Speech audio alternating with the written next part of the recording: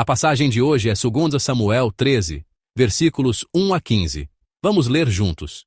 E aconteceu, depois disso, que tendo Absalão, filho de Davi, uma irmã formosa, cujo nome era Tamar, Amnon, filho de Davi, amou-a. E angustiou-se Amnon até adoecer por Tamar, sua irmã, porque era virgem. E parecia aos olhos de Amnon dificultoso fazer-lhe coisa alguma. Tinha, porém, Amnon um amigo, cujo nome era Jonadab, filho de Simeia, irmão de Davi. E era Jonadab homem muito sagaz. E ele lhe disse: Por que tu de manhã em manhã tanto emagreces, sendo filho do rei? Não mo farás saber a mim?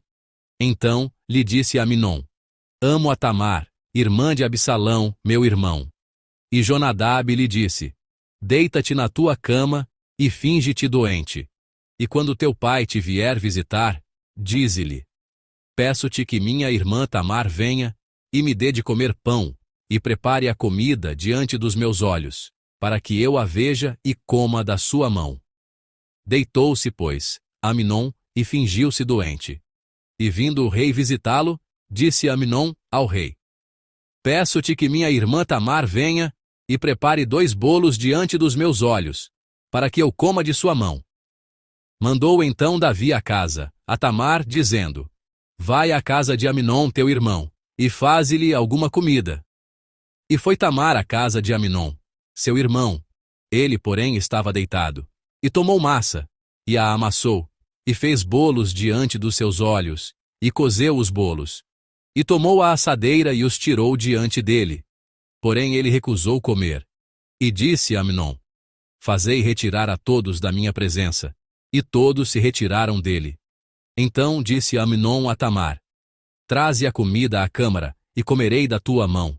E tomou Tamar os bolos que fizera, e os trouxe a Amnon, seu irmão, à câmara.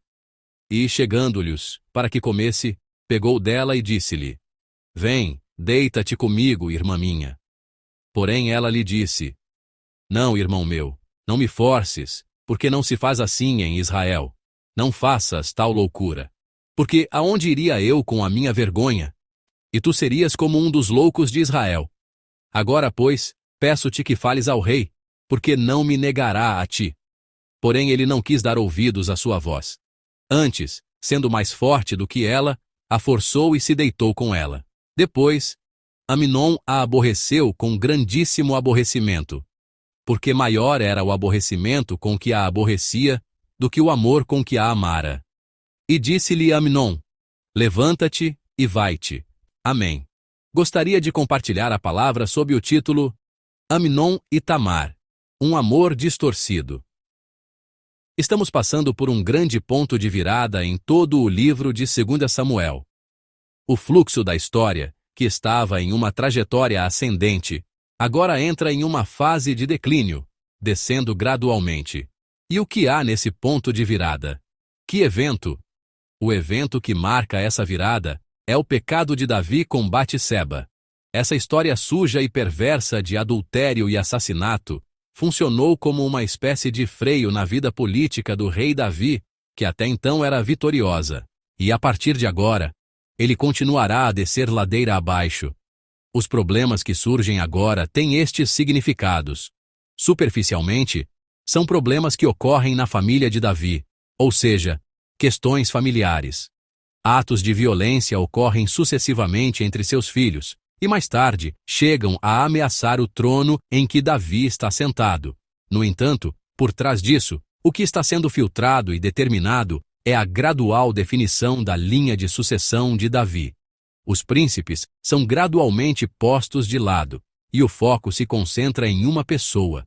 Assim, os eventos que ocorrem a partir de agora são consequências punitivas pelo fato de Davi ter tomado uma mulher de forma errada, ou seja, estão relacionados ao passado. Mas, ao mesmo tempo, esses eventos fluem na direção de confirmar a sucessão de Salomão, sendo, portanto, um movimento em direção ao futuro.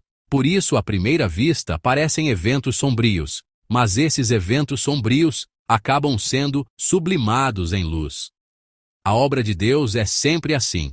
Deus usa a fraqueza e a maldade cheia de pecado das pessoas como elas são. Quando olhamos para trás, percebemos que no final, ele faz com que todas as coisas cooperem para o bem. Portanto, quem governa a história é o nosso Deus. Ao lermos a Bíblia e em nossa vida de fé, sempre nos damos conta desse fato. Apesar de termos agido de forma imatura e sem plena compreensão, e às vezes por pura cobiça, Deus faz com que todas essas coisas cooperem para o bem.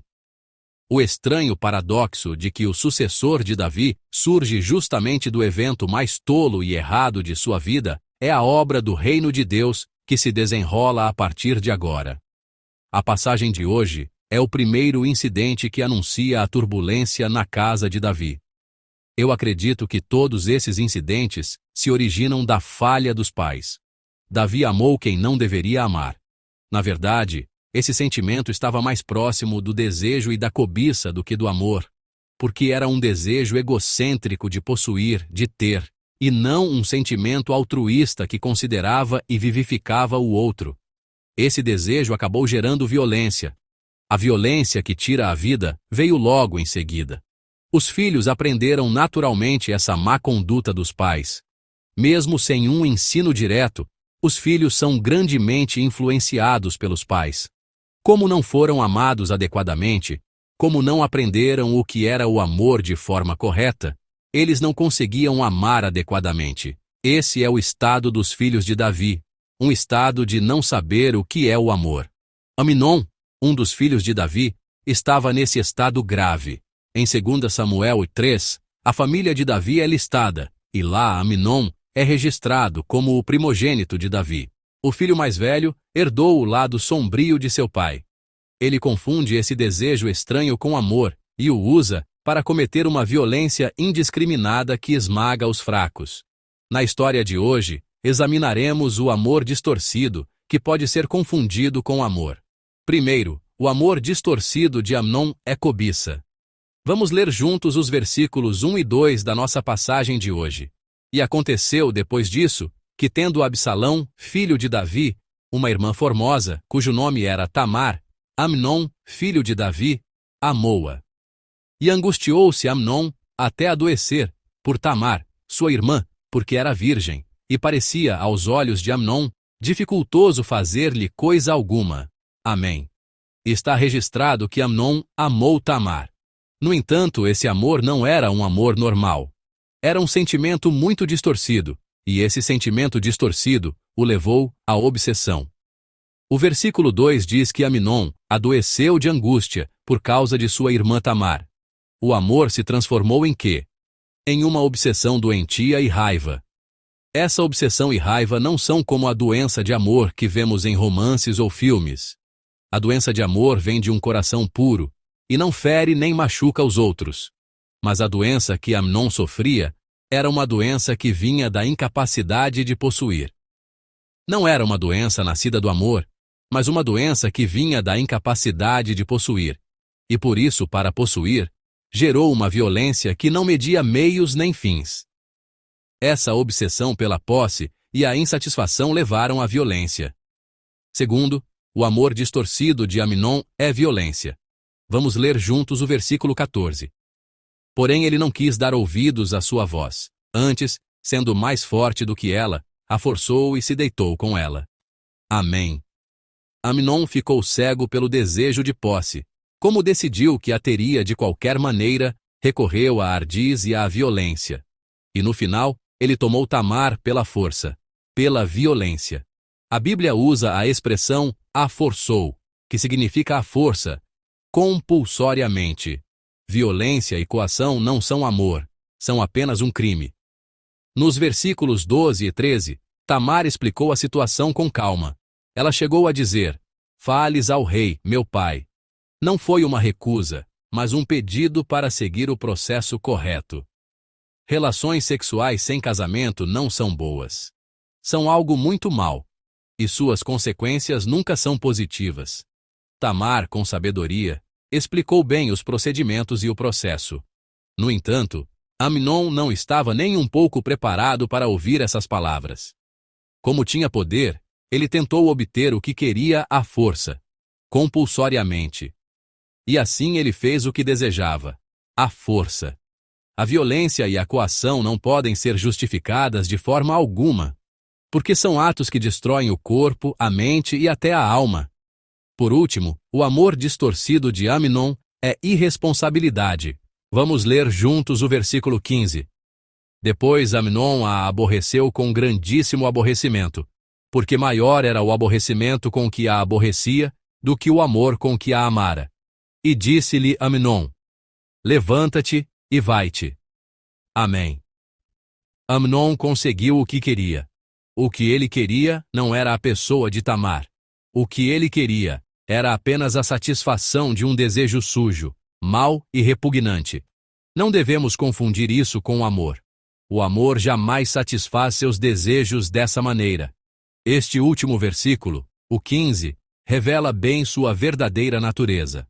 Logo após se deitar com ela, seus sentimentos mudam. Isso é uma prova clara de que seu sentimento não era amor. Não é apenas que seus sentimentos esfriaram. A Bíblia registra que maior era o aborrecimento com que a aborrecia do que o amor com que a amara.